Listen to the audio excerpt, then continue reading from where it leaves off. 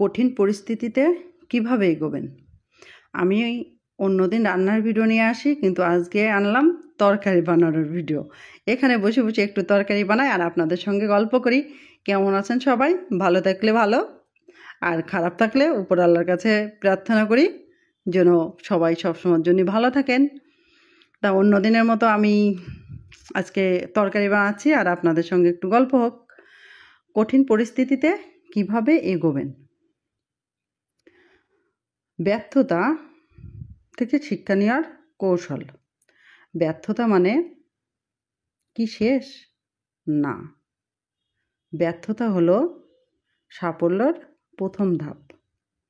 আজকে আমি আপনাদেরকে শেখাবো কিভাবে ব্যর্থতা থেকে আপনি উঠে দাঁড়াবেন।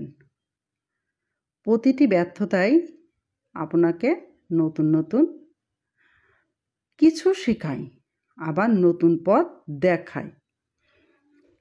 এটা আসলে সত্য যে ব্যর্থতা আমাদের নতুন কিছু শেখায়।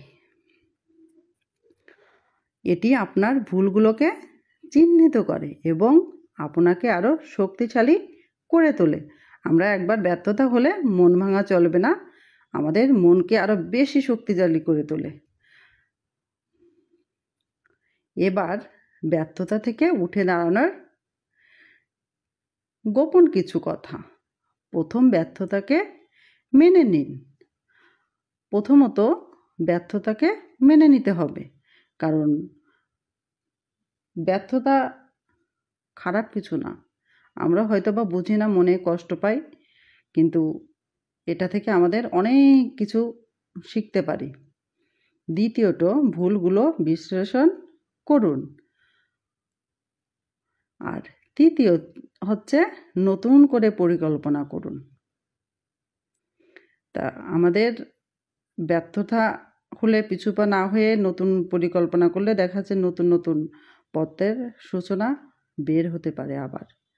আর চতুর্থ হলো আবার চেষ্টা করুন, যে এইসব থেকে পিছুপা না হয়ে আবার চেষ্টা করতে হবে।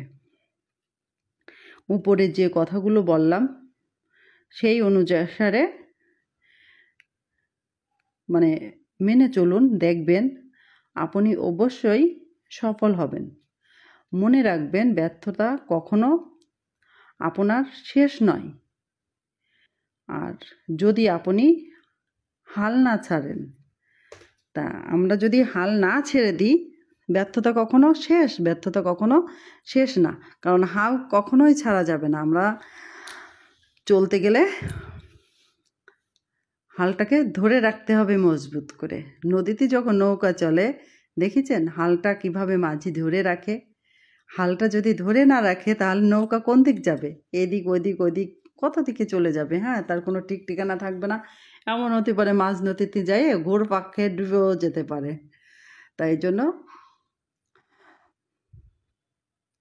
আমি এখানে ফুলকপি বানাচ্ছিলাম, কারণ এটা আমি আজকে টাকি মাছ দিয়ে রান্না করেছি, ফুলকপি আর আলু। আজকে আমার রান্না ছিল এটা, আর এটা ছিল আমার এটা ছাদ বাগানের ফুলকপি।